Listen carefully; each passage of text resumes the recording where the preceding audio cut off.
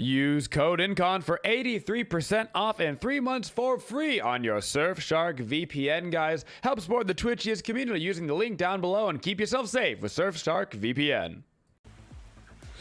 Hello, everybody. We are here with your Olorun guide. We're going to be playing him over in the duo lane.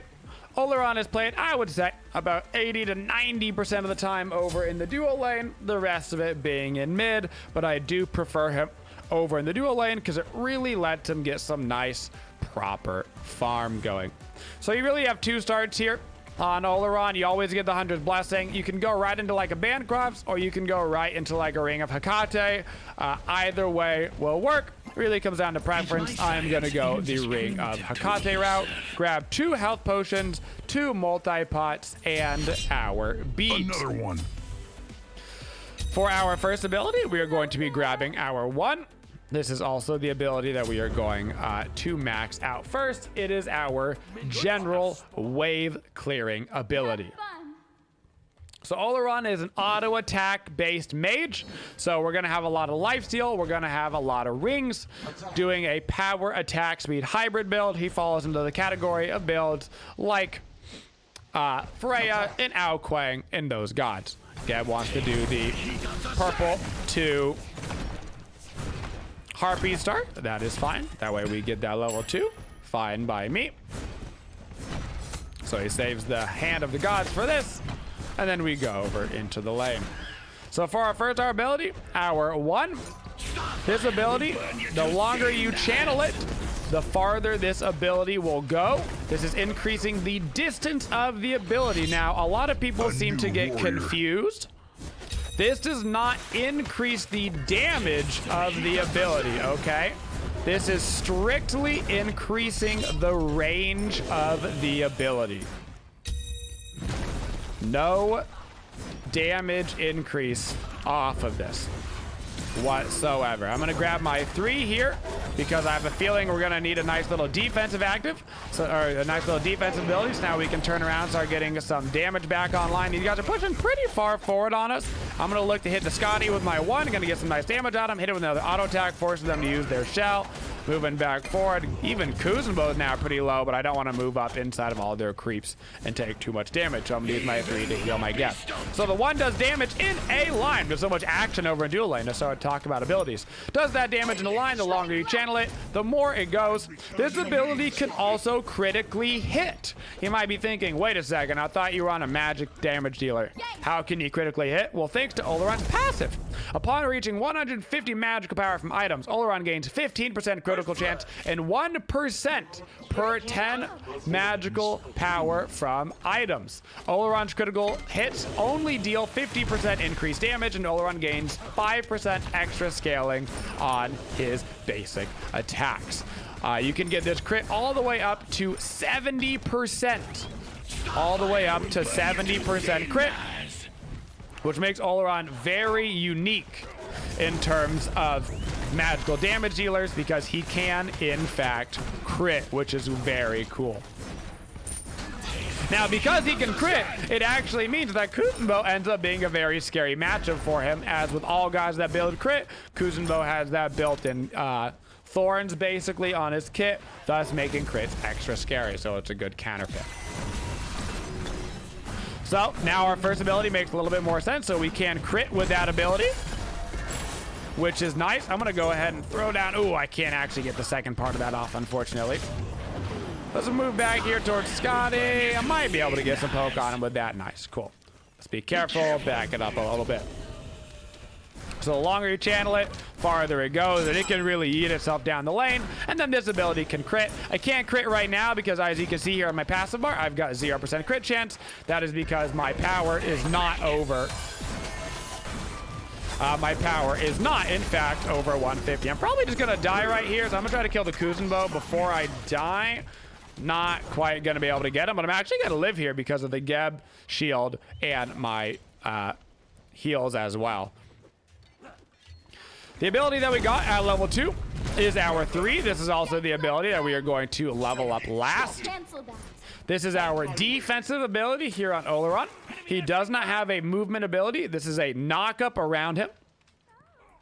that also does some damage and heals and gives protections. So it kind of is like a little bit of everything type of ability. It's going to heal you a little bit, which is nice. It knocks up anybody in the direct vicinity, which is nice. It's going to give you and your allies, keep that in mind, you and your allies, a heal around you. And then it also gives Olorun some physical and magical protections right after you use it. So this ability has a lot of stuff on it. Also, after it finishes that little knockup on them as well, it is also a slow for 2 seconds. So you get a knockup and a slow aggressively. And then defensively, you get a heal plus protections plus heals on your teammates as well. Theoretically, yes, this can proc things like Shield of Regrowth and stuff. This is standardly the ability you are going to level up last. Enemy spotted. Our second ability on Olorun is our stem. This is going to increase our attack speed when we first press it.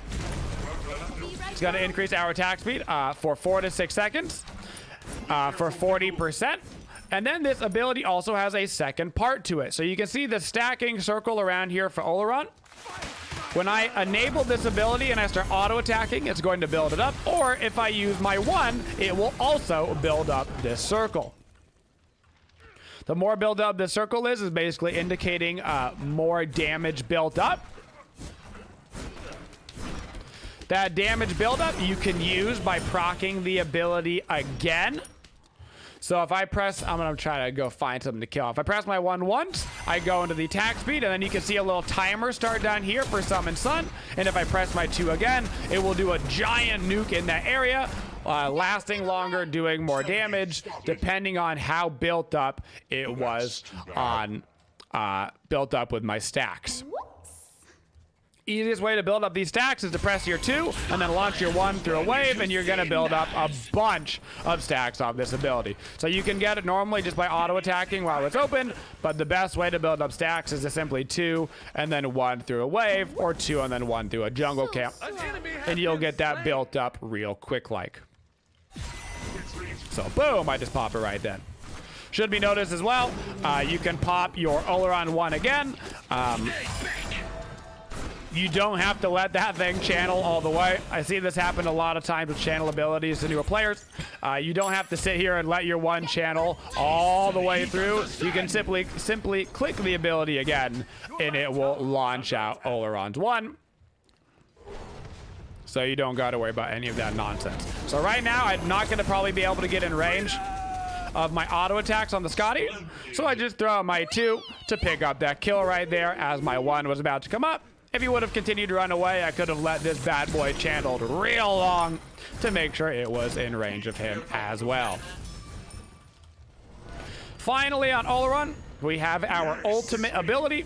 Our ultimate ability is almost the entire reason why Olorun is picked at high levels of play.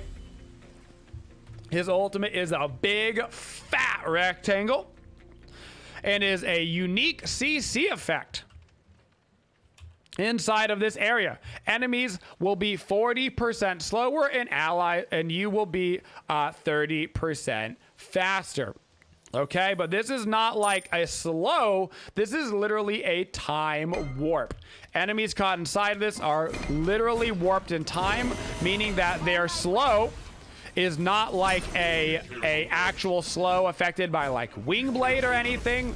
It is genuinely like slowing down their client. So any abilities that they use are slowed down. If they use an Aegis, the Aegis lasts longer. It's got a bunch of crazy effects. If they start to leap, the leap lasts 40% longer. Meanwhile, Olorun is just rat-a-tat-tat-tat-tat-tatting inside of this because everything he is doing is 30% faster. So his 1, you launch this 1 out, that projectile is going way quicker. You throw your 2 down, your 2 is going to be 30% faster on the pop downs right there. That's all faster. Your knockup goes faster. The cool interaction with your ulti 2 on your knockup is while you will actually play this animation a little bit quicker, that knockup will last 40% longer because they'll be slowed in the air and they'll go, whoa. So there's a whole bunch of ways to interact with this ability, and your kit, pretty standardly, this is just used to pound down objectives, Gold Fury, Fire Giant, wreck people under towers, etc. I'm going to get some defensive wards out for me over here. It is a very, very unique ability, and this does last for 5 seconds. We will be grabbing it every single time that we can. Going to throw down my ulti here onto Scotty and then immediately knock him up. You can see that that knock-up lasted a real long time. Going to throw down my 2 right on top of him, and there's no way for him to get out of this. Olorun ultimate is arguably the singular strongest ability in the entire game of Smite.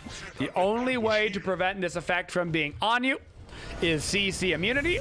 So if you pop something with CC immunity, a beads, something like an Anher ulti, whatever, this will stop you from being affected by the ultimate. Be right back. But if your CC immunity runs out while you are still inside of it, you will once again be affected by it. So you have to use that time to try to run out of that Olorun ultimate.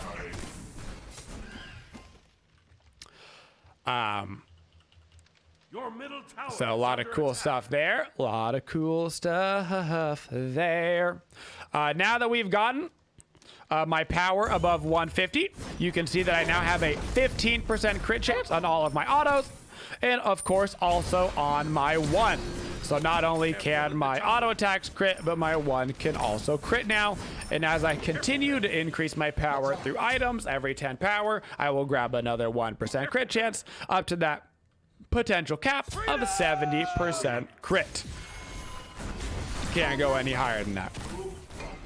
So our final level order here on Olorun is we grab our 4 whenever we can. The reason why we rank up our ultimate, it doesn't actually increase our stats on this at all, but it does reduce the cooldown by 10 seconds. The more we have that ultimate up is essentially guaranteed kills. So we want that up ASAP. Then we level up our 1 to max for lane clear, followed by our 2, and lastly our 3.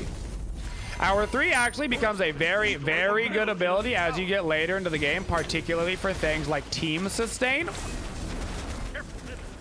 A lot of times Oloruns try to use this ability only selfishly, but as a team heal, it's not bad at all and can really help with things like tower sieging. I got your back, brother.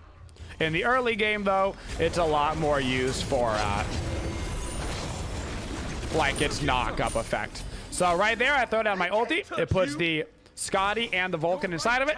Not only that, but the Kuzenbo was at the very end of the ulti, and he couldn't run in to save his teammates because he knew he wouldn't even be able to get to them in time. Although, if he had his ulti up, it should be noted, he could have popped his ulti, and then he would be CC immune inside of his Kuzenbo ult, and so he would have been able to kind of go through and still do all those knockups on us inside of that. Speaking of Kuzenbo, I'm going to try to knock him up right here as well, as I'm just trying to get damage onto this tower.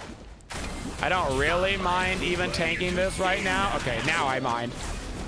I'm going to try to stand inside of creeps so Kali can't kill me. I'm going to use them as basically body blocks. I'm going to throw down a heal for me and my friend right here. He's pretty low, so I'm actually going to turn around and just try to kill the Kuzenbo, so that way he can't throw down a Kappa at my Awilix and kill him, and we'll be able to live through that. Now I'm going to really start running away. I'm not going to lazy back. There's a Vulcan on the map, which means I am susceptible to Vulcan ults. I don't really know what he has up. I'm going to pop my 3 again for a little bit of extra sustain.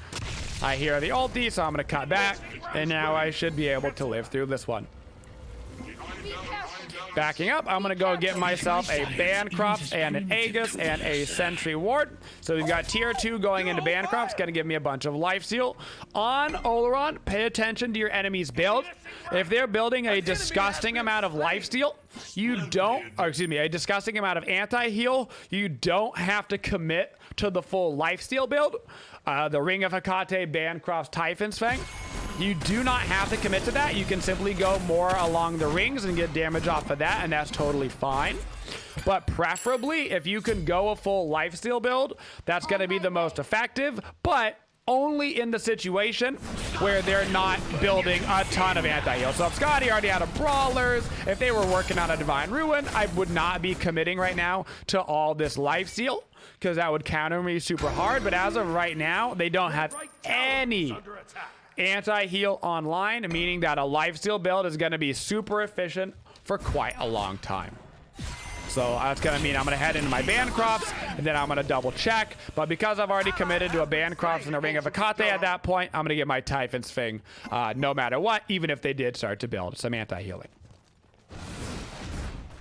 On Olorun, you like the dual lane because you're all about farming. You're all about kind of AFK farming. Olorun is absolutely a late game god, which does not mean he can't fight early. As long as Olorun's ulti is up, you can absolutely fight 1v1, 1v2, whatever. When your ultimate is down, you are in a much weaker position. But there is 4 people right here. It doesn't even matter. I'm going to throw down my ultimate, and I'm going to just run right into this and just start abusing how strong my ulti is. I'm going to take down 2 people immediately, and the other 2 are going to have to run away. And now we can head over to the Gold Fury. That's a good call from the Geb. As long as your ulti is up, you can fight. It is disgustingly strong. So your standard combination here on Olorun is you're going to pop your 2 at the start of a fight in order to get that bonus attack speed. At some point during the fight, whenever you feel is most efficient, you're going to pop that 2 again in order to get that nuke damage down. If you are inside of your ultimate, the way that you're going to do that is you're going to throw down your ulti, then you're going to pop your 3 for the knockup, and then because the knockup is so long, then you're going to throw down the 2 on top of them, so that way they get hit by the entire thing. That combo isn't quite as efficient outside of your ultimate because the knockup is pretty short on your 3, and so it won't necessarily get them hit by all of it. Oftentimes, I like to save the second portion of my 2 on Olorun for when somebody is engaging on me in melee range. So if I'm about to get engaged on a melee range, so say I'm fighting the Scotty, cool beans, and then I know the Kali is coming towards me, I'll use my 2 to start building up that secondary part, and then once the Kali jumps on me, I'll throw down the 2 on my body, because that'll do a lot of damage to Kali, plus it'll give me some nice lifesteal as well. Your 1 is literally just a bunch of burst damage, so you can use this close range at the start of a fight, you can use it at the end of a fight to try to pick somebody off. Multi-use ability. I am back over in the dual lane, once again grabbing my farm, prioritizing farm above all else. So for Olorun in his matchups, Olorun does not like to go against, believe it or not, anti-heal. Anti-heal is a disaster for Olorun because so much of his kit is reliant on building these lifesteal items, not to mention he has the healing built in with his 3 as well. So gods like Sobek, Odin, Surket can be quite annoying for you. Anybody that's got a lot of built-in anti-heal. Sobek is actually a 2-for-1 deal on the annoying as well, because you also don't want to go against displacements. Anybody that can pluck you out of position. Sobek being able to pluck you because you don't have a movement ability is really hard. Speaking of movement abilities, I'm going to have to throw down my ulti kind of defensively right now. I'm going to throw down my Aegis as well. And I'm just going to start throwing down every ability that I got, trying to lifesteal as much as I can, get as much damage off right now. This should actually be a really good fight for us because they just used a lot for me right there. And I still got a bunch of damage off before I died. So a god like Kuzenbo, really hard for you to go against an Olorun for 2 reasons.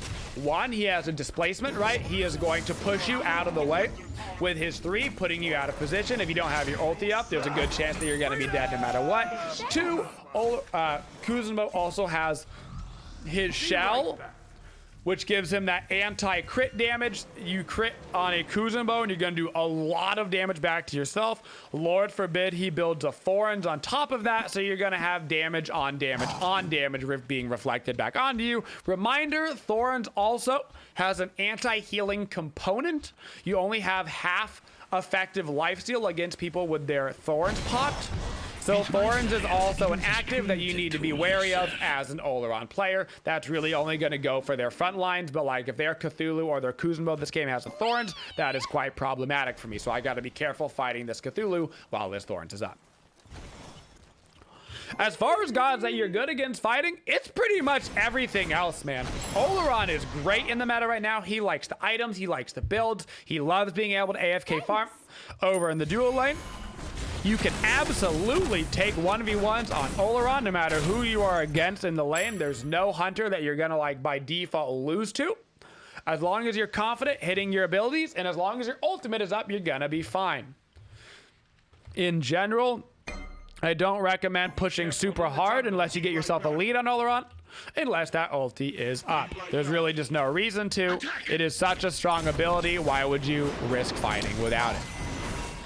Now, under towers, this is a pretty common way you're going to see Olorun ulti used. So I throw down my ulti, which is going to give me such fast attacks against that tier 2. It also completely zones out the enemy team. I'm going to throw down a little heal for my Geb. So now he's got some sustain going on as well. Gonna throw down my 2 just for some nice poke damage on that Scotty. I'm a little bit out of position now, but I should be okay. Channeling my 1 to use it on them. I'm trying to group up with my boys again.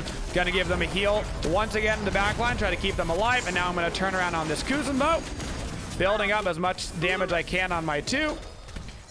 Start channeling my 1. I can start channeling my 1 even though I'm running away, and then try to turn around and hit somebody with it, even though we did not hit anything. It's still okay. Because we've got all this lifesteal built in on our kit, I'm going to go to this left-hand side Harpy, and I'm just going to auto-attack it a couple of times and watch how much I'm healing. Boom. 3 auto-attacks. I'm back to full HP. I am back in the fight. On any god that you are building this much lifesteal, you do not have to completely abandon the fight. If you're getting low, you can simply go try to find something to heal off of. Gonna try to grab this kill on this Cthulhu, heal up my team, and then I'm gonna tell us to go to Fire Giant. We've got 3 people dead. I'm Olorun. I can actually tank this Fire Giant myself because I've got so much healing built in. So I'm gonna start this up, pop my 2 for that increase on the attack speed. Use my 1 a little bit, throw down my 3. That's going to give me a little bit of sustain. Once I take some damage from those meteors, I'm going to throw down my 2, which is going to give me some lifesteal from that ability on top of the lifesteal that I'm generically getting just from auto-attacking. And we should be able to pick this up, no problem. I'm not actually going to continue this fight. I'm just going to sit back here and do the Pyromancer for us.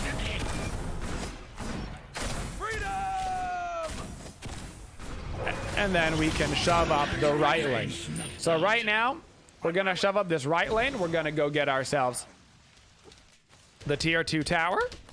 Going to use my 1 to build up as much as my 2 passive as I can. After this tower, we should back up and go look at the Gold Fury. The reason why we're shoving this tier 2 real quick is because we don't actually want to shove the solo lane. Let's back it up. Let's go to the Gold Fury. But there was a tier 2 tower up, so we want to go grab that real quick. Before we back up, spend our money, get our cash, and then head out into the left side. Preferably, you always want to be shoving the farthest lane away from the Fire Giant, and then the mid lane also at the same time. You always want 2 lanes push up when you're shoving for Phoenixes, and you want to be pushing the lane farthest away from Fire. That way, if you do get a Phoenix, and you have to reset and the Fire Giant respawns, they have to defend the lane really far away from Fire, so you're pushing their team away from the next Fire Giant, potentially. Not going to use my 2 again, because I want to keep this all built up for the next combat encounter that we're going to have. In the team fights on Olorun, you're just a hunter, meaning that you're killing anything in front of you. I'm going to start channeling my 1, and I'm going to keep it going, hopefully killing Kali at the end of her ultimate. Sobek had the exact same idea. He grabbed that as well. I'm going to use my 3 on these creeps, help sustain up these creeps, so that way they're at higher HP when we move into this Phoenix line. And then I'm going to start slapping this Phoenix. Going to pop my Aegis right there, so that doesn't absolutely end my life. And we can head over to the mid lane as well. No point for us to get too greedy right here. Gonna throw down my ulti on this mid Phoenix, so that way we do a bunch more damage to it. It's gonna slow down the rate at which this Phoenix is auto-attacking my Geb. Bada bing, bada boom. Gonna let us get a second Phoenix there for free. Use my 3 again once to heal up my Geb as well. Your 3 will continue to heal for more as you get more power. That heal per tick, that is going up, meaning that your sustain is going up as you're building more damage. Now we're into fight central, so I'm just looking at Cthulhu. Gotta watch out for this Kuzenbo that he doesn't push me into a bad spot. Throw down that little 2 onto Cthulhu again. I'm gonna try to switch onto Scotty. No crit there onto the Kuzenbo. Should be able to move over here to the Scotty, though. You can see a couple of those crits coming up. 332 crit right there. Don't think I'm gonna be able to keep my Geb alive, but we should be able to end the game right here. Gonna throw down my 2 to get that bonus damage. So into the end of these team fights, all you're doing on Olorun is waiting for a good opportunity to ulti. Typically at the Phoenix range, this is just gonna be right down the lane because it's gonna cover, that rectangle is gonna cover the entire Phoenix block, and so you're not even gonna have to worry about it. If you're using it outside of a Phoenix range, then you're gonna have to be a little bit more careful about it, wait for the enemy team to get grouped up so you can get them all stuck inside of that ultimate.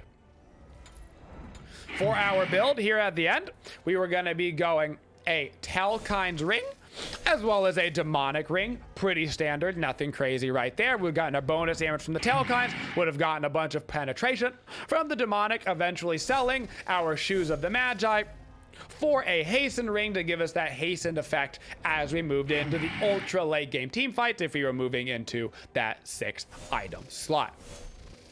Finally, guys, on Olorun, your ultimate is a very, very long cooldown. This means you need to make sure that when you're using it, you are getting something out of it every single time.